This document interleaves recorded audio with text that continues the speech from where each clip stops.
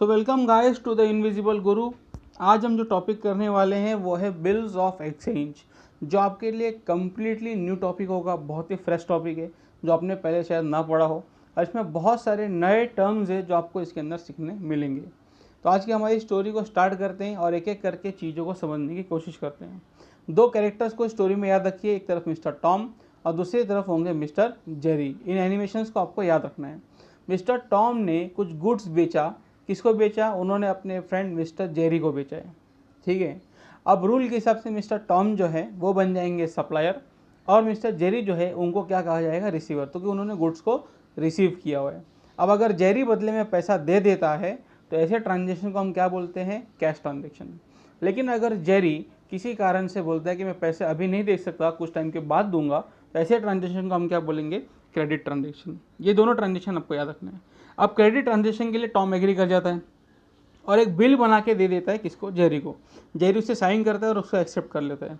दोस्तों, इसी को कहते हैं bills of exchange. It is a return order to pay a sum of money to a particular person on a particular date. यानी कि future में मैं आपको पैसा दूंगा, इस बात का प्रॉमिस करना ही बिल्स ऑफ एक्सचेंज होता है। उम्मीद करता हूँ कि आपको बिल्स ऑफ एक्सचेंज वर्ड का मीनिंग समझ में आया होगा। ठीक है, अब हम आगे और जाते हैं और बहुत सारे नए टर्म्स को समझते हैं। टर्म्स को समझने से पहले हम टॉम एंड जेरी के पास वापस आते हैं। तो टॉम जो है उसको यहाँ पे ड्रॉवर कहा जाएगा और जेरी जो है उसको यहाँ पे ड्रॉवी कहा जाएगा। ठीक है, अब अगर ड्रॉवी पेमेंट कर देता है ड्रॉवर को, ठीक है, in that case we call it as honour of bill. और अगर ड्रॉवी पेमेंट नहीं कर पाता है तो उसे हम क्या कहते हैं? उसे हम कहते हैं डिसऑनर ऑफ बिल। ठीक है, जिसके अंदर नोटिंग चार्जेस जो है वो पे करना पड़ता है। अब टॉम ने बोला कि तो पैसे मुझे देने के बजाय मेरे ही क्लाइंट मिस्टर जॉन को ये पैसे दे देना। तो इन दैट केस मिस्टर जॉन जो है उन्हें क्या कहा जाएगा? पे। ठीक है, पहला जो टॉपिक हम पढ़ेंगे वो है डिस्काउंटिंग ऑफ बिल। अब टॉम ने एक बिल बनाया 2 महीने का और उसने जेरी को वो बिल दे दिया था। आपको ये स्टोरी याद रखनी है। ठीक है, लेकिन टॉम को कुछ पैसों की ज़रूरत पड़ गई और बिल को एक्सपायर होने को अभी भी कुछ टाइम बाकी है। तो टॉम ने क्या किया? वो उस बिल को ले गया अपने बैंक के पास।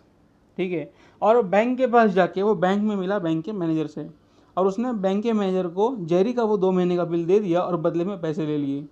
लेकिन मैनेजर ने कहा कि बिल 1 लाख रुपए का है और मैं आपको सिर्फ 95,000 ही दूंगा। बैंक मैनेजर ने 5,000 रुपये कट कर लिए। बैंक मैनेजर बाद में जेरी से पूरा 1 लाख रुपये वसूल कर लेगा 2 महीने बाद। इससे बैंक मैनेजर को 5,000 का प्रॉफिट हो गया। दोस्तों, इसी को कहते हैं डिस्काउंटिंग ऑफ बिल। अब अगला जो टॉपिक है वो है एंडोर्समेंट ऑफ बिल। ठीक है, चलो इसे भी देखते हैं। तो यहाँ पे टॉम है जिन्होंने कुछ गुड्स खरीदा मिस्टर अली बाबा से। उनके पास पैसे नहीं थे तो उन्होंने बदले में जेरी वाला बिल मिस्टर अली बाबा को दे दिया जो कि 1 लाख रुपए का था। अब अली बाबा जेरी के पास वो बिल लेके गए 2 महीने के बाद और उन्होंने जेरी से वो पूरे पैसे ले लिए। ठीक है, ये कैरेक्टर्स आप याद कर लो। अब इसी को हम कहते हैं एंडोर्समेंट ऑफ बिल, और यहाँ पे जो अली बाबा थे उन्हें एंडोर्सी के नाम से कहा जाएगा। नेक्स्ट जो टॉपिक है वो है bill send to bank for collection. अब मिस्टर टॉम जो है उनका बिजनेस काफ़ी ह्यूज है और उनके पास एक नहीं हज़ारों बिल रोज आते हैं जिनका उन्हें रोज़ कलेक्शन करना होता है। लेकिन टॉम के पास इतना वक्त नहीं है, तो वो बिल ले जाके सारे बिल को ले जाके बैंक को दे देता है और बैंक मार्केट से उस बिल के बदले सारा पैसा उठाती है और ले जाके टॉम को पे कर देती है। बदले में टॉम भी बैंक को कुछ रिवॉर्ड देता है जिसे हम क्या कहते हैं? Bank charges. ठीक है दोस्तों, इसी को कहते हैं bill send to bank for collection. अब अगला जो टॉपिक है वो है रिन्यूअल ऑफ बिल। तो एक नई वेराइटी, इसको भी समझते हैं। अब यहाँ पे हुआ ये कि टॉम ने एक बिल बना के दिया था जेरी को, और जेरी ने वादा किया था कि वो 2 महीने बाद उसका पेमेंट कर देगा।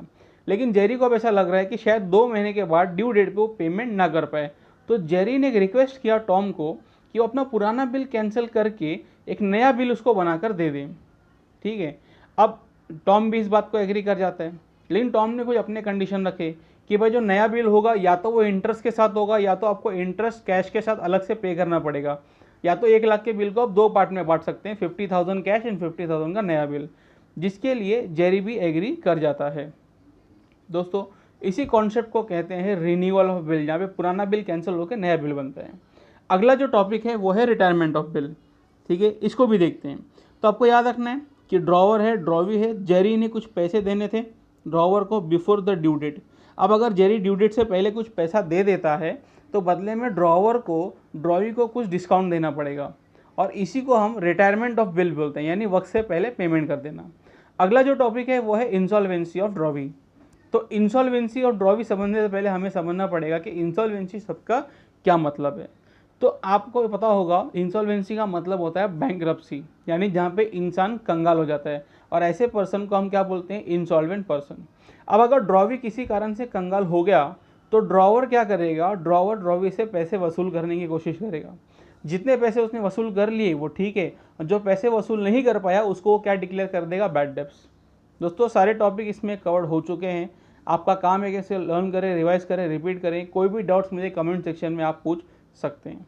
Thank you so much everyone for your support.